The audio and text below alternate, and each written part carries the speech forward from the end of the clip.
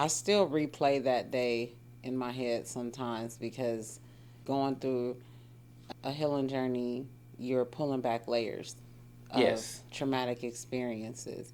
And even though I'm 4 years removed from that situation, it still stings a little bit.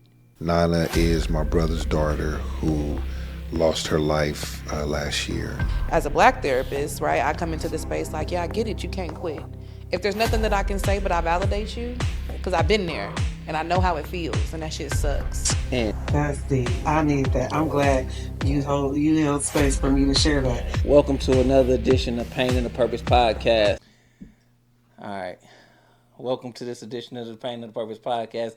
I'm the host, Darrin Bedford, and today I got my lovely co-host. Coach Fee. And so today we gonna touch on a hot topic. You, my friend, have been going crazy on Instagram with your post, your last post. Well, it's not your last post, but the last time we sat down, you shared a little bit of a story, and it frustrates me on one end because the males on the post instantly came in to attack, which is Not all of them, though. I know I said most. I said most. Most of the men, most of the males came in on that post to attack, to belittle. And so we've had to have a few conversations about how to respond or not to respond to them. And I have a problem with that because that's the problem with society today is not just males, but people in general do not take into account the things that are going on inside the person that's sharing their story and what their comments or their sarcastic remarks can do to a person. So that's why I was frustrated. And that's why I kept calling you and making sure that you was okay. I was straight. I Now, a couple of comments had you hot. I wouldn't necessarily say hot. I did feel like the clap. The clap back was coming. Don't it even. was, but I took a purposeful pause and I just evaluated my emotions after reading some of the comments because some of them were really harsh, and it seemed like people had this preconceived notion that I wasn't telling the truth. Where's the rest of the story? I saw one comment say, how could her dude, and by the way, that's my ex. So I saw one comment, There was a few comments saying. comments was like, you keep referring to him as my dude. No, he is no longer my dude. He's 3.5 years single. About to say, and we got to put it in context because people thought that happened like yesterday. No, no, no. And so that's at least 4 years removed. Yes. Right. So it was the almost as present tense. Right, right. And I get that for in reference to some of the comments that were made as if it was present tense, but no, that was 4 years ago. 4 years ago, and you've grown since then. Absolutely. And, a lot. And you're not into polygamy. No. Because it was a lot of polygamy based comments. They was trying to run a train.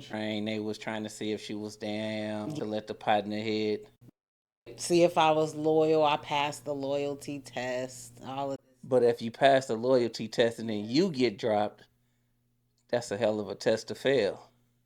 Because he got dropped after the test. Yes. So if it was a test and then you lose the woman, right, that defeats the purpose of the test.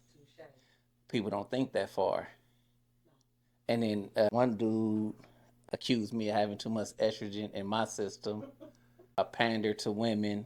And I'm like, if I'm talking to a woman, of course I'm going to cater to a woman, but I have a few conversations. I'm talking to men, and the conversation is man to man. Right. So I don't understand the logic of some of these comments, but I did pick 7 of them that we gonna go over today. Let's do The it. first one is from Lady Osa or Lady Souza. I don't know if I said that right. And it say the truth is that many men are loyal to their homeboys, not their lady. This is something that I keep saying, and it seems like many men get triggered when women say that. But where is the lie? How do you feel about that? I concur. I I mean, it's unfortunate, but a lot of men are more loyal to their homeboys than they are their women, and maybe that's because they have issues, mother issues, or just issues with women in general, so they're not really comfortable in allowing themselves to fully open up to a woman. So I think that because they know their homeboys better than they know their woman, that makes it easier for them to have more loyalty to their friends as opposed to their woman. So And my take on that is maybe in my 20s.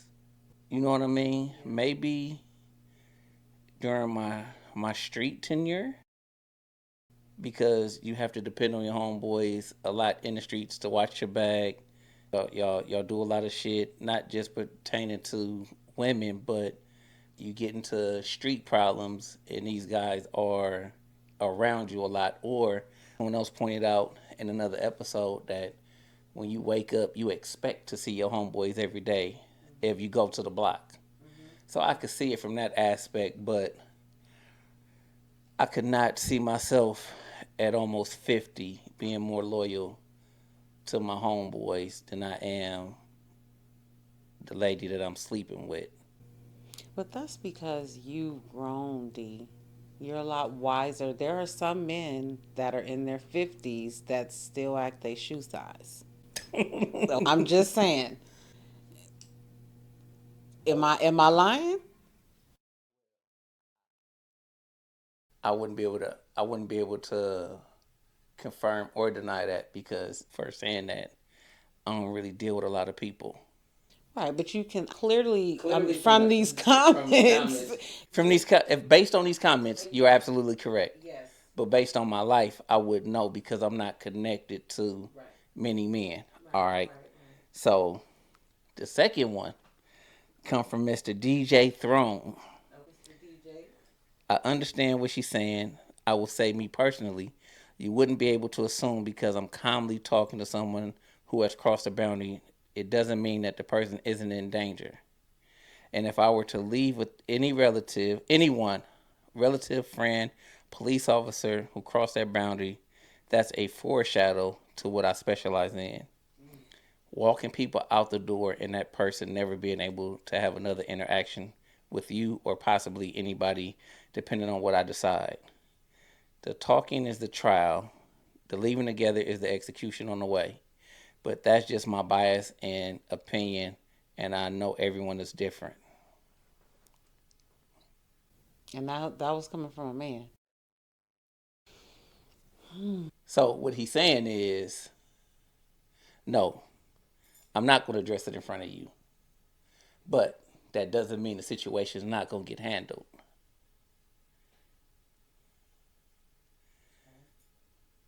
So what's your response to that? And I picked this because this is my type of guy.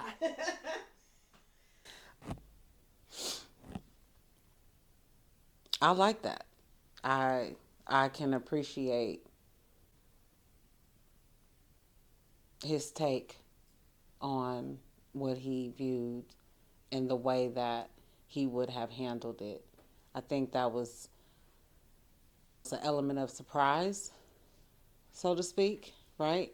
But still confirming that something is going to be done, and just reassuring his woman that he got it, he got her, he gonna take care of it, even though he's not gonna do it in front of her. That's reassurance that it's gonna get handled. Unfortunately, I didn't get that reassurance at that moment. It was just like, whoa, what happened? What's going on here? So Well, even him in this moment, you probably wouldn't have got the reassurance, but you would have gotten by now, 4 years later, you would have understood that it was taken care of. and I probably would have felt the energy too from him, from this DJ. The DJ Throne. I probably would have felt that. So salute to you, brother DJ. Ning Yvette, I guess.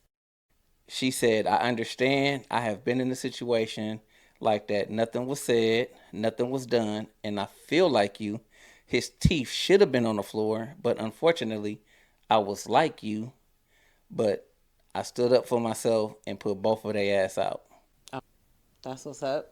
I'm feeling that.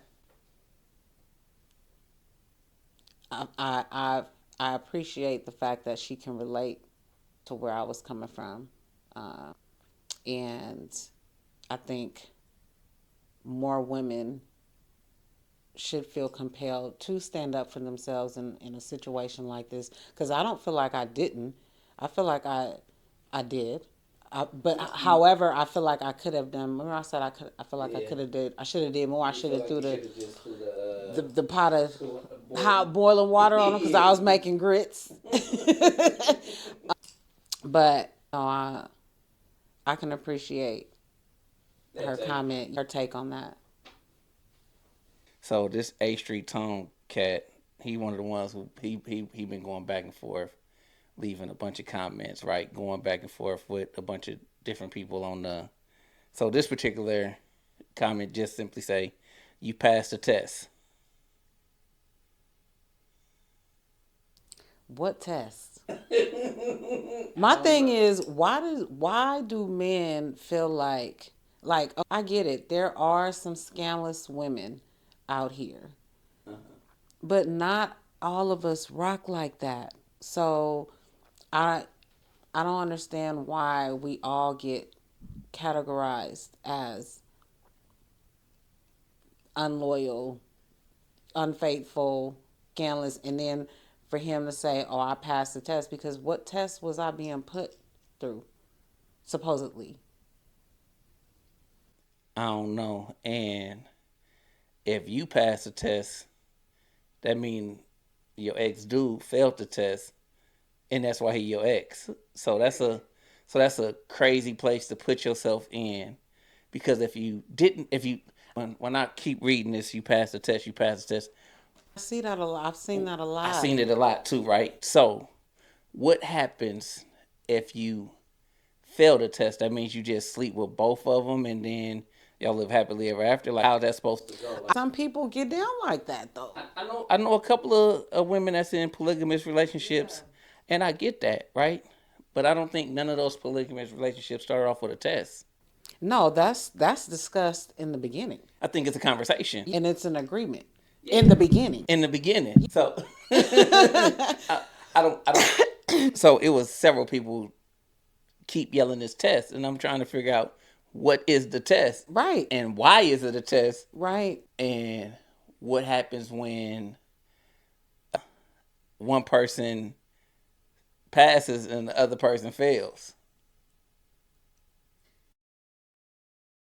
Because if you pass the test, that means he failed, and that's why he your ex. So that was a stupid test to put somebody through. Well, that just goes to show the shallow mindset, in my opinion, of a lot of the commenters. Because, first of all, we already know the internet loves mess.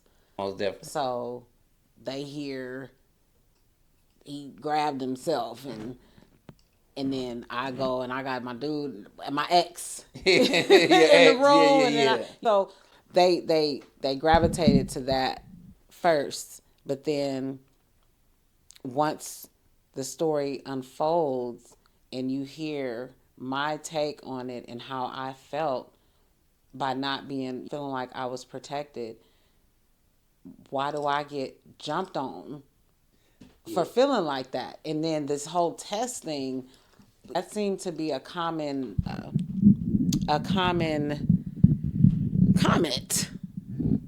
throughout the whole thread. There was a lot of people that said that I passed. I don't.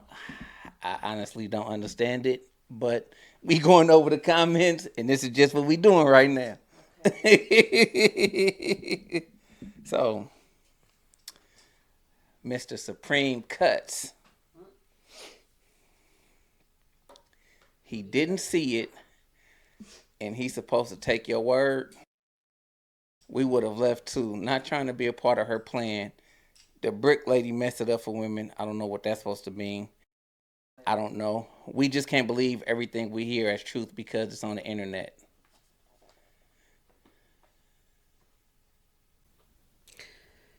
I concur with a small portion of that, okay, in reference to we can't believe everything that we hear on the internet. Got that part. However, you should be able to read between the lines, I feel, when somebody is sharing an experience that has happened to them. I personally have no reason to lie about something like this, something of this magnitude, because in my opinion, that was huge. That was traumatizing. Yes. And like I said in the initial episode, I had never experienced anything like that. So my initial response was shock, right? Here it is, I've allowed this person into my house only because my ex was there and they were going to work together. So normally he wouldn't even have been there. However, I allowed you into my house and then you disrespect me, you disrespect my house, and then you completely violated my space. So I don't know, him feeling like he didn't see it, my ex didn't see it, so why should he believe it? Why would I make up something like that? And so, like, who does that? What woman really is going? I know, like I said in the beginning, there are scandalous women out here that have no filter. I'm not one of those. and I don't think it was. I don't think that particular comment was for you. What do you think it was for? I think Or that who do you particular think it was comment for? means that he deal with a bunch of women that he can't trust. Right. And so it's a lot of projection bias going on this post. And so that's why we had several conversations about not taking things personal, right? Because one thing I didn't want you to do is to stop sharing your story. And to Supreme Cuts, please be gentle with women as they sharing their story on the internet, because you are not in control, or you don't know what's true or what's false. And I could tell you that facts be stranger than fiction based on some stories that I've literally got from not only Nafisa but other women that I've talked to. And that is the problem. And that's why women stay silent. And the secret gives power to the problem. We have to stop coming on the internet and automatically assuming or doubting people when they're sharing their experience. Now, I'm not saying that you have to believe everything, but I'm saying don't be so quick to judge, because just because you don't think it would happen doesn't mean that it wouldn't happen. You talking about Yeah, that's what him? I'm talking Yeah. about. Supreme Cuts, yes. And so we're gonna move right along, but it's all love and respect. Supreme Cuts, just be mindful of that. Mr. Terry Touch, I'm assuming that his friend knew about something he did behind your back. There's got to be a reason he didn't correct his behavior with some kind of aggressive response.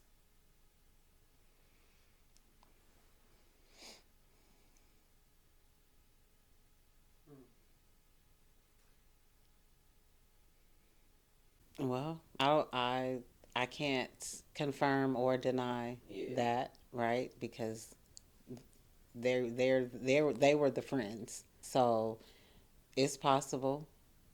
I got a question off the paper. Are they still friends? I don't know. Because you don't rock with them. And to be honest, I have no idea. That's a good answer, because that means you're not that invested. No, I'm not invested at all. And so I personally feel like the very last statement, Forever Young Nay, simply stated, men are scared of other men. That's why homeboys and male family members get away with harming the community. I personally thought that his homeboy whooped his ass before, and he didn't want them problems. You know what I'm saying? That was one of my initial thoughts, because I couldn't see no other reason why logically he didn't address it right then and there. Me personally, we gonna have to go blow for blow right now today, just to see who gonna win. But I do know that some people are not built like that, right? And so if you already lost a fight to this dude before, you ain't really trying to have them problems. No, I would agree to that. It's just, I don't know. I still replay that day in my head sometimes, because going through a healing journey, you're pulling back layers of Yes. traumatic experiences. And even though I'm 4 years removed from that situation, it still stings a little bit when I think about it. Because I'm ultimately upset with, I guess, myself in a sense, because I said I didn't do more to protect myself at that moment, even though I felt like my ex should have protected me as well. So, in that, I guess, a slight regret. I could definitely see that. And that is a very normal response to a trauma that now you have more information. So now you know what you would do in that situation. If it ever But happened again. as I say often, hindsight is never meant to be foresight. You know what I'm saying? Meaning that we're older now. We have more tools under our belt. We now know that the guy in question would not defend you. So now you would do something different. Well, for one, I wouldn't even get with a guy. I'm saying about this particular situation. It's not whether you would do it again today. It's that situation makes you feel the way it feels because you haven't went back and reframed it. I haven't finished the story. You haven't finished the story, or you haven't went back and rewrote the story, because you have a belief about what happened, and now you have more information. Now you're able to protect yourself. Now you understand how that went. So now you know that, one, it's never the victim's fault. You know what I'm saying? It's always the assailant's fault. So don't beat yourself up for being a victim in that situation, right? For lack of a better words. And understand that it's okay that you didn't know what to do in that situation, because you've never been in that situation before. It's just, you just didn't know. So now you know. And so now you got a whole bulletproof plan in mind if someone draw down on you unwarranted, right? So take comfort in that. You know what I'm saying? And I think next time I'm gonna keep my gun in the drawer with the forks and the spoons and the knives. you sure I was in the kitchen anyway. Oh, duly noted. But at the end of the day, right? On a serious note, whenever we suffer trauma and our body keeps the score. So you holding that someplace, whether it's the tightness in your chest, a thought, something of that nature. Body keeps the score, and the mind remembers the plays, right? What actually happened and what you would have liked to see happen. Now that you have that information, take it for granted that we pray that you never in that situation again. But if you're in that situation, now you know exactly what you will do, and you'll be able to defend yourself. You'll be able to protect yourself, and the outcome will be different. We only remain a victim when we feel helpless. I agree. And so I pray that this situation you don't feel helpless anymore. No, I don't. Because you're a gangster on the inside. You know what I'm saying? And so. No, I don't feel helpless. I feel more powerful now because, for one, I walked away from that situation. So I'm no longer subjected to that type of energy. I know my worth. I know that I'm valuable, and I carry that with strength. Yes. So I'm just I just refuse to settle for anything less than what I deserve. So if that means that I have to be single for another 3.5 years, so be it. But I'm not going to put myself in any more compromising situations.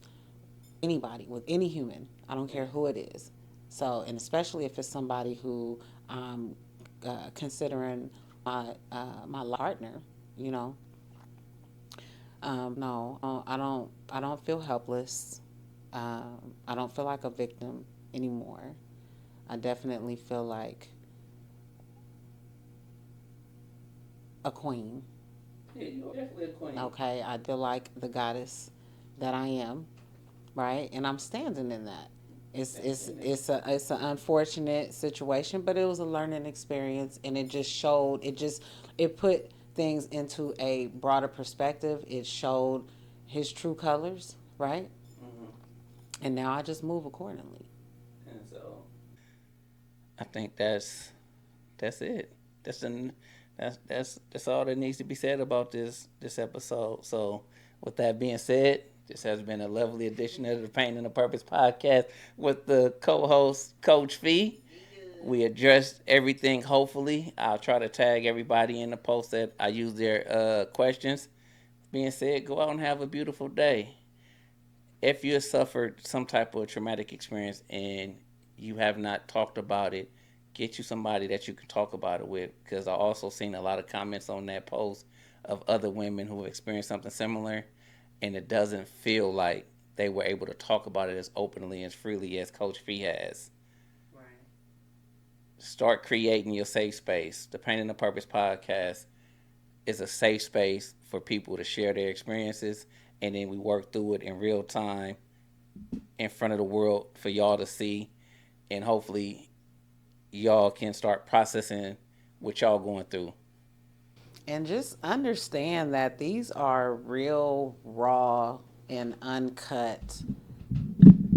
These are real, raw, uncut, unfiltered stories. So anything that you hear on this podcast, understand that it's the truth. Nobody's fabricating anything. This is like my colleague said, this is a safe space for people to be able to open up about things that they've been holding back, silence. A lot of people are suffering in silence. The climate that we live in today, with everything that's going on in the world, I feel like this is very much needed because we're getting hit left and right with so many different, different things. So I personally, even though thank you for it, but I want to personally thank you for having this space to be able to share our experiences and our traumas. It's not easy. Make it easy by putting us in the chairs. Making yourself available. Share our stories with. It's an honor and it's therapeutic, and that's another thing. Uh, I'm not a real big therapy guy, right? But if someone needs therapy, I got a couple of therapists on speed dial for you. I believe that if you're not gonna go to therapy, at least do something that's therapeutic. Yes. And so, this is my therapeutic thing that I do. I just talk a lot, and in that, I help others, which in turns help me. Mm-hmm. So, with that being said, if you're not a therapy guy, find something therapeutic. Build your small community around you. And we pray that everybody just heal because the world is tough. Life is life and for everybody. Everybody. So we should just be focusing on loving on each other more. Yeah, that's all we can do.